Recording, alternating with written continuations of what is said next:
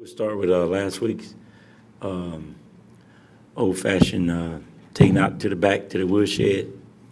Very good program in Ohio. We knew that they had a great program playing Western Michigan last year in the MAC championship, losing by 3 points, and I think Western Michigan was number 11 in the nation. So we knew they had a very good program. They're not an average program. They're pretty much one of the top teams in the nation. So. But they probably wasn't 59 points better than us. We just didn't play very well. Offensively, we I think 7 3-and-outs, and anytime you do that, your defense is going to play a lot. And they was pretty big, and they was pounding us and kind of wore the defense down. I think as bad as we played, it was only 20-zip at halftime, and beginning of the first quarter, second quarter. We crossed midfield and started driving. If we could have got a score right there, tied the game up 7-7 early in the second quarter, but we wasn't able to execute. And then the defense just got wore down after half.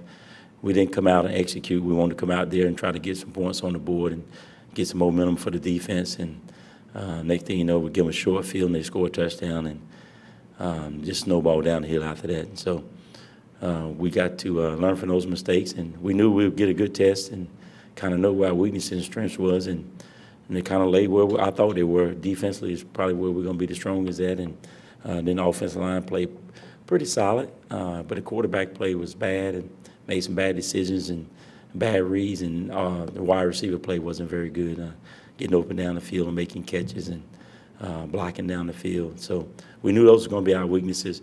We have to lean on the defense here early and the running game and bring these quarterbacks and wide receivers along just as I thought it would be. So I just didn't think the score would be as bad as it was. I thought we'd be a little bit more competitive than that, and we should have.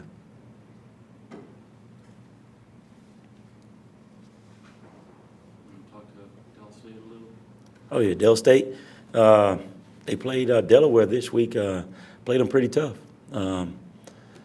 I think it was 23 or 21-6, and it was kind of like our game was, where offensively Dell couldn't muster a lot, and their defense had to play a lot, but their defense held up against Delaware, and they was trying to pound them. They was going 2 tight ends, but one of the things Dell State do well good, they play defense well, and they put a lot of people in the box. They put 8, 9, 7 people in the box and try to force you to throw the football, and they're going to play man-to-man behind it. So if that's your strength running the ball, that plays right into their strength as their defense, and that's why they was able to contain Delaware and stay in that football game and keep it a game the whole game. So we look for some of the same stuff this week, them putting 7, 8 guys in the box and forcing us to throw the ball, and they're going to play man behind it, especially the way we threw the ball or didn't throw the ball this past week. We know exactly what they're going to do, and then we just got to execute in the passing game, and the quarterback's got to make better decisions and better reads, and we got to execute in the passing game to open up the run. What kind of challenges does it present? I guess you're going 5 days between games as opposed to 6, so you sort of lose a day from your normal work week. What do you have to do to condense that? Well, we kind of just go one day in full gear. Short week and coming back from Ohio on a plane, and it's a tough game where they kind of pounded you, so, but you got to get ready to play another game. So, and it's a conference game on a short week.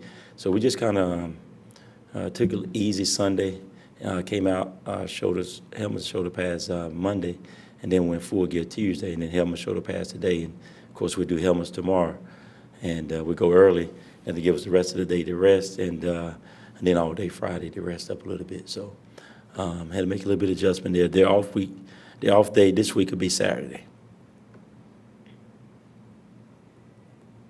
I know you were talking about the score in which you need to play better and so forth, but are there difficulties in judging your team when they play up a level against an FBS program?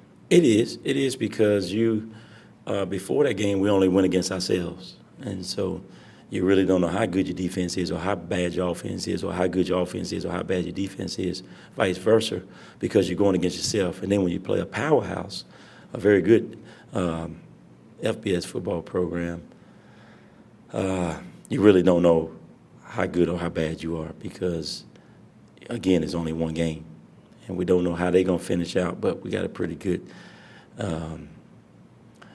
thinking of how they're going to turn out. I think they got that program, Coach Solar's got that program headed in the right direction, and they're going to be powerhouses. When we walked in that stadium, I think they've been in bowl games probably 7 out of the last 10 years. You know, they had bowl game signs up everywhere. So, you know, they're a bowl-eligible team, and they go to the bowl every year, and that's what we played against. So they was very good football team, very good football program, and we'll have a better true test of where we are this week playing Dell State in conference game, where we line up offensively, defensively, and special teams.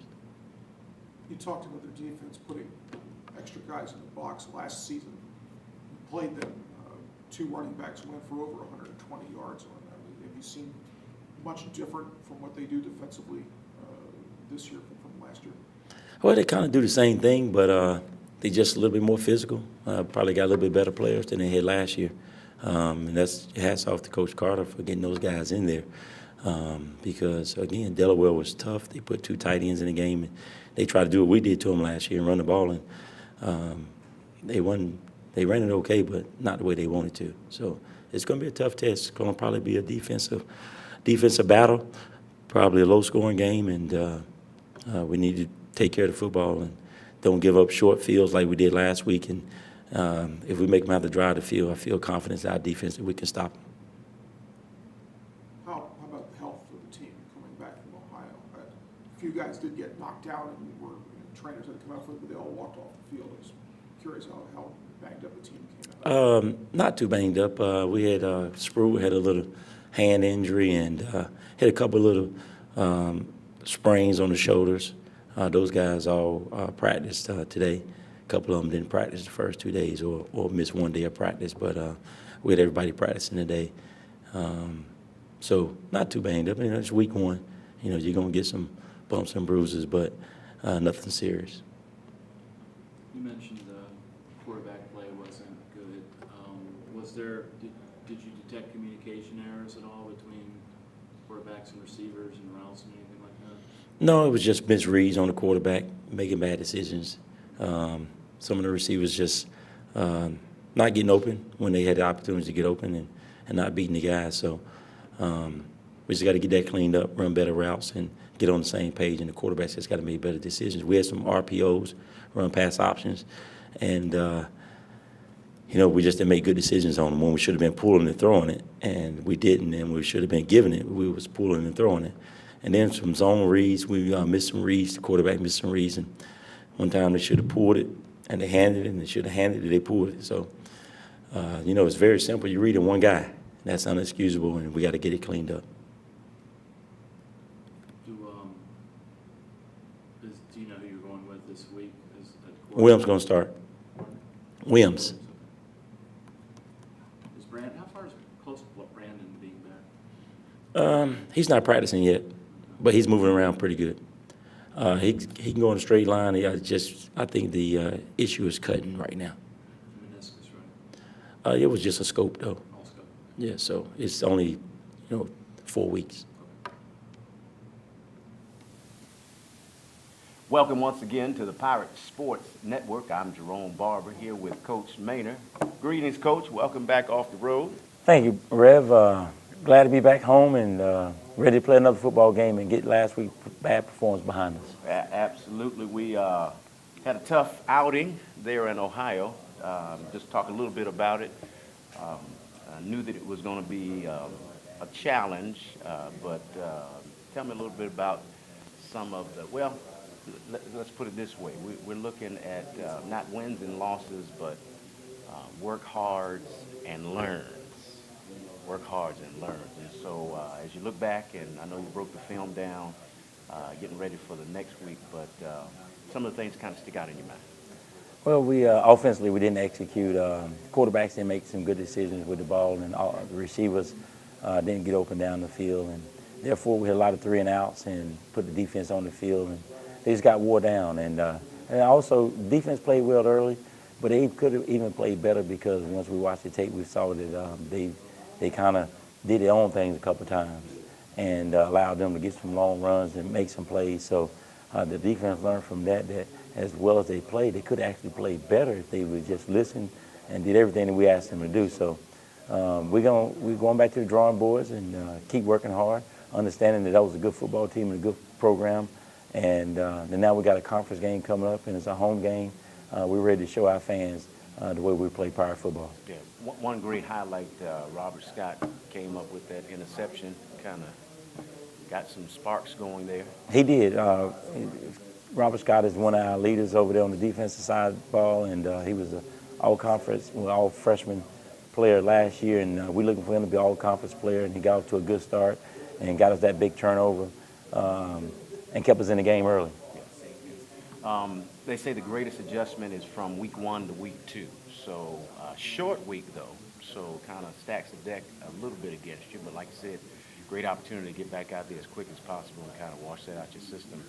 Some of the adjustments that you feel like you're going to make from week 1 to week 2.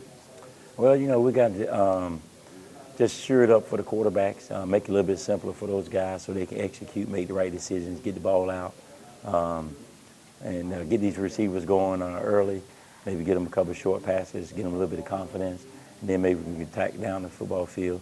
Defensively, guys just got to keep playing hard. They got a turnover last week, and they really played hard. They just got wore down. So we need those guys to continue doing what they're doing. And then offensively, we pick it up with special teams. We shanked one punt, so we got to get. I thought Adam punted very well after that shank. You know, he had a lot of people there. He's from Ohio, and so he probably a little bit extra nervous and kind of just shanked the first one. But once he settled down, he punted the ball well. We covered well on that. So we're feeling pretty good about our special teams. We just got to get the offense going, keep that defense off the field. Well, it's a Friday night and a familiar playing time for some of these guys that are kind of early or new in the team, because that's when those high schools play pretty much, and so it puts you in a good situation. Delaware State coming in, Friday night lights. You know, we're going to white it out here at Armstrong Stadium. Overall, we're leading the competition between us and Delaware State 28-14. Beat them last year 27-17. But you kind of throw all those records out when you are dealing with a MEAC opponent. You do, and it's a new year. It's a new year. You can't live on last week's performance or last year's performance. They got a much improved team. Coach Carter doing a great job with those guys, getting his guys in there now, going into I think his 3rd year. So, and they show much improvement on the tape. So, we have to be ready to play, and I think the guys will be. We look forward to this challenge. The freshman quarterback this year. So, what kind of pressure are you going to put on him? We're going to have to put a little bit of pressure on him and keep him under duress and see if he can make some plays with a little pressure on him. Yeah. Now, Delaware State has a tendency to stack the box. So, you know, we're looking to turn our running game loose, but how do you accommodate for a team you know is going to send everything at you? All right. We was able to run the ball on them pretty well last year. So we're going to try to run the ball. But, of course, if they're going to keep putting 8 in the box, we're going to have to go take our chances down the field one-on-one and get those balls out to these receivers one-on-one. And if they can make somebody miss, they can go a long ways. It's Friday night. It's here at Armstrong Stadium. It's Pirates football, our game season opener here, home game season opener here at Armstrong Stadium. I want to invite you to be a part of the crowd and the festivities. Some great things happening with some of the changes being made even in the stadium. Got, you know, some of those exciting things, be able to see more clearly. Got a new scoreboard. Yes, sir. I'm sure the guys are excited about that. They are. Even though it's really more for the fans than us, because we got to focus on playing, making plays, and then you can put the instant replay up there, and of course everybody be able to see the instant replay and the great plays that the players are making. So it's great for us, but it's even better for the fans. Absolutely. Coach, won't you invite folks in the area, come on out on Friday night? We want everybody to come on out. Pirate fans, Pirate Nation, friends, alumni, just the community. Come out and support these guys. It means so much to them to hear you yell for them and get them fired up to play some football. Friday night, 7 p.m. Be there. kickoff time. We're going to be moving the chains, no doubt about it. This is Jerome Barber, Coach Maynard. We extend that invitation to you to come and be a part of what's happening here at Pirate Nation. This has been the Pirate Sports Network, and as we prepare for our home game season opener, we say, Go Pirates.